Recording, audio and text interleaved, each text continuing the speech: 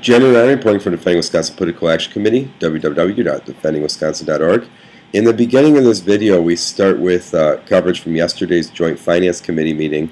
I was just adding a little bit of humor to the meeting before it started. Just thought there'd be some good jokes in there. The second clip is of today's voter disenfranchisement bill signing, and we protested, and I actually managed to sneak a microphone in, or a megaphone, and so we used that. And then the third clip is portions from the Concealed Carry Committee today. They voted to put through the concealed carry to go to the Assembly and Senate floor. Now this is just a horrible bill, folks. This, once again, much like voter ID, they called it voter ID. It was really voter disenfranchisement, and there was so much more than voter ID. Well, concealed carry, this bill would allow any citizen who's not a convicted felon, although the police could then not go up and ask them if they were a convicted felon, but it would allow any citizen to bring a gun into any business that doesn't have an orange sign posted, including nursing homes, taverns, daycare centers, and so if they don't have an orange sign posted, they can't, you can bring your gun in, and without a permit, and without any sort of training whatsoever. Now this is just ridiculous. And all because they supposedly trust Wisconsin citizens. Well, they don't trust them well enough to not commit voter fraud, but they do trust them with a weapon that could kill another citizen at any time. Disgusting. Jeremy Ryan reporting from Defending Wisconsin Political Action Committee, www.defendingwisconsin.org. I'd be more worried about Robin Voss over there skinny dipping in the park. According to his Match.com profile, he likes that. Darling, you might want to call the meeting to order so that I can shut up. He likes skinny dipping and walks on the beach, according to his Match.com profile. Who? Robin Voss. Huh. He took it down in 2005, but it was archived on another site. Oh, welcome Luther Olson, the Bernstein Bear. Well, Darling likes the man in cuffs, apparently. Who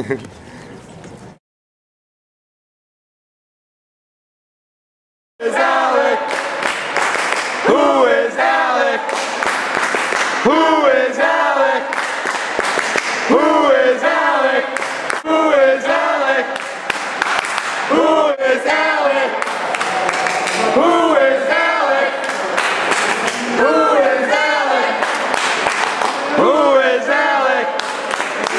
Who is Alec? Who is Rico Walker? Rico Walker! Rico Walker! Rico Walker! Rico Walker! Rico Walker! Rico Walker! Rico Walker! Rico Walker! Rico Walker! Rico Walker! Rico Walker! Rico Walker! Rico Walker! Rico Walker!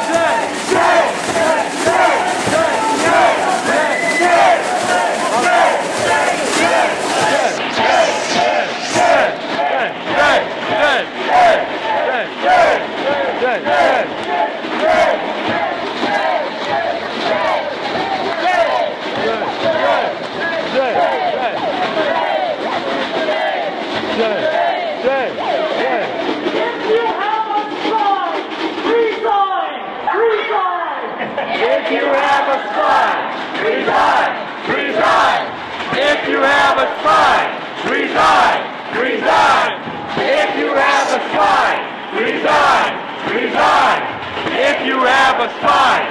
Resign. Resign. Stand up, fight back. Voters' rights are under attack. What do we do? Stand up, fight back. Voters' rights are under attack. What do we do? Stand up. Walker, Walker, what you gonna do? What you gonna do when we recall you? Walker, Walker, what you gonna do? What you gonna do when we recall you? Walker, Walker, what you gonna do? What you gonna do when we recall you? Walker, Walker, what you gonna do? What you gonna do when we recall you? Walker, Walker, what you gonna do? What you gonna do when we recall you? Walker, Walker, what you gonna do? What you gonna do when we recall you? Walker, Walker, what you gonna do? What you gonna do when we recall you? Walker, Walker, what you gonna do? What you gonna do when we recall you? Walker, Walker, what you gonna do? What you gonna do when we recall you? Walker, Walker. Recall Walker! Recall Walker! Recall Walker! Recall Walker! Recall Walker! Recall Walker! Recall Walker! This is on page 8 of your memo. It says under the substitute amendment, the prohibition against carrying a weapon in a courthouse does not apply. Oh, does not apply to a judge who's carrying a weapon. All right. Now, so the courthouse is out. Yes, right. Whether it's posted or not, it's out. Okay. And what in your memo on page 3 you talked about if the occupant's intent is to prevent an individual from carrying firearms on land. What's the situation? You can't prohibit it? Right. You can't. Well, under the trespass penalties, if you're only posting to keep people off your land, just saying you can't have firearms on my land, that you cannot do that. I mean, you still have your right to post no trespassing, but if your intent is just to keep people with firearms off of your land, that is not considered a trespass violation under the bill and the substitute amendment. How about the land around the house? That is included. For a single-family residence, the parcel of land the residence sits on is included if you do not want people to carry firearms on your I property. would keep them off there. Yes. But I can't keep them off my farm. You don't post no guns in the building. Does that include the entire campus, the parcel UW is on, or just the building? It's only single-family residential buildings. So single-family residential buildings mean if I've got 40 acres in a house, they can't carry a gun on the 40 acres of the house if I have it posted. Good. No, if that's interpreted as your parcel that the house is located on, then I assume you cannot carry on the entire parcel. Well, I could limit 40 acres of land. I mean, I want to be guess. sure. I could say, okay, so I can limit to 40 acres, but I limit 60 acres. There's no limit. It just says the parcel of land that the single-family residence is. I don't need a license to carry a gun. Right, right, right. But if you're otherwise prohibited from carrying a gun, then you're prohibited. What is an emergency optional license? In other words, you don't have to have a license. If you don't need a license, why do you have an emergency optional license? That's it.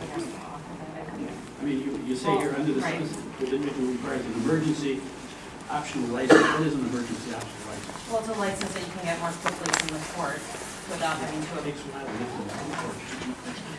All right, but what does it mean that can I shoot gophers on my own land?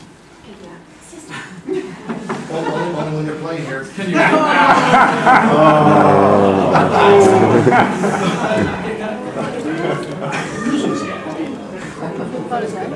The bill doesn't address shooting animals. Discussion, and I guess for clarification, could Ledge Council address, are the requirements that they're talking about on the training here, are those in place for open carry as it exists in Wisconsin today?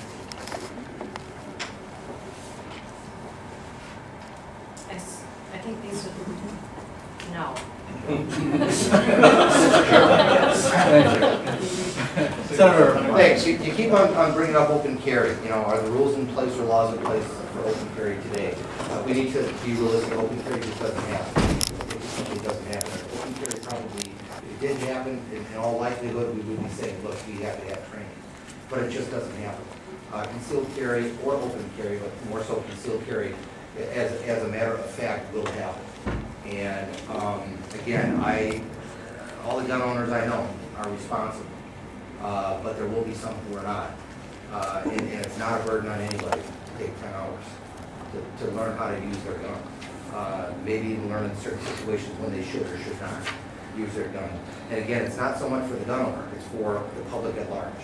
And there's nothing that pertains to open carry when it comes to training, but open carry just doesn't happen. Senator Ketchum. Senator Vermont. On the amendment in the bill, if I may, you're right. Most Wisconsinites are responsible, but we still have drunk driving laws in the books because we, as a society, feel very strongly if you're drunk and you're behind the wheel, you shouldn't be. First of all, but secondly, if you do, there's going to be some pretty severe consequences as a result.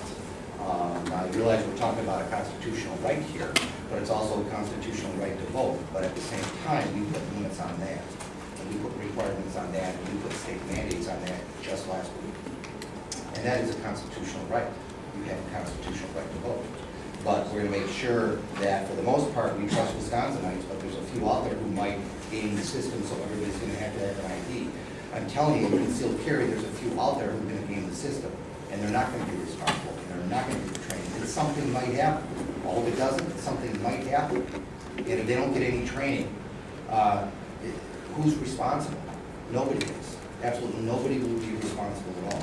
And that's the biggest problem I have, the fact that we all represent roughly the same amount of constituents. Although I think I have more because they like me more. No. But I have a responsibility to those who I represent to try and do no harm through legislation that we're dealing with here when it comes to public safety. And we are taking an element that is against the law right now and making it a law without having any sort of requirement for training whatsoever, because it's a constitutional right. I could amend this at that Senator Galloway with all due respect to 1 minute to 10 minutes of training, and you would still say no. But again, it's not just the gun owners that you represent. You represent everybody in your district. I represent everybody in my district, and I have a lot of gun owners in my district too. So when it comes to training, you know, to me, it doesn't matter if it's a gun, if it's a car, if it's a snowmobile, whatever the case may be.